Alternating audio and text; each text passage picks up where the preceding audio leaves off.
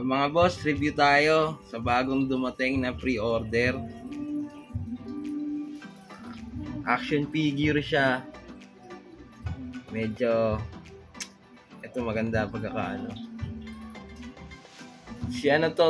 Si Tomohiro Shigaraki.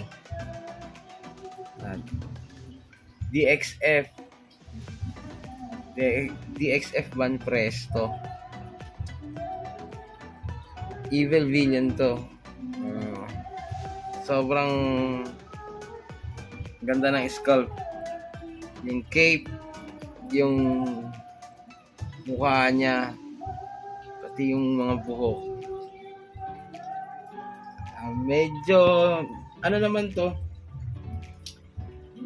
Hindi naman siya new release. Medyo parer na lang din.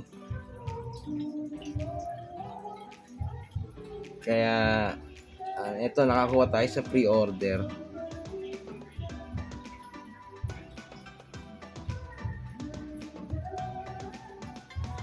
Ewan ko lang kung kita sa camera, pero may mga ano yan, parang ma-scratch sa mga binte sa ganito. Parang may mga sugat yan eh. Tapos yung mata niya nangingitim. May nunal din yan sa may bandang baba. Ganun siya ka-details. At yung cape niya, yung punit-punit. Damit niya. Pati pants.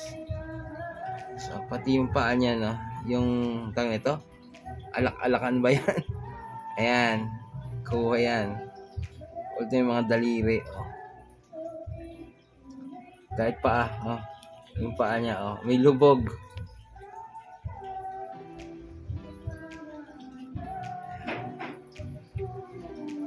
Napakaganda sa collection nito. Gawa to ng Van Presto. Bandai din. Tapos ang ng sculpt is DXF. Yeah. Solid to, maganda sa mga sa collection. Nakakatayo naman to, hindi ko lang mapatayo kasi supay malambot. Pero tumatayo yan. Matatayo naman yan. Ganda ng kulay ng buhok, tsaka yung mga tusok ng buhok, yung mga pointed. Yan. Animal ang itsura na ito eh. Magkakaganito kayo pag di na kayo bumabalik. Kakapunit-punit na yung damit nyo. Ayan, maganda to. Suggested sa mga kolektor.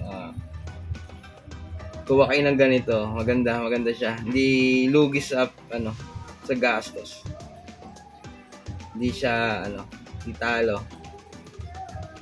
Sulit naman yung pera nyo rito.